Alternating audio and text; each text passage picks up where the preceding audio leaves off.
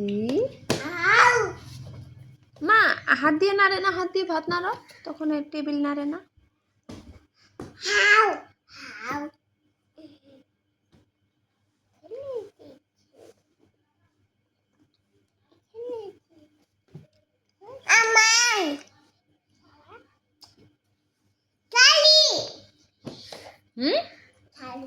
কিসের শেলি? মা হয়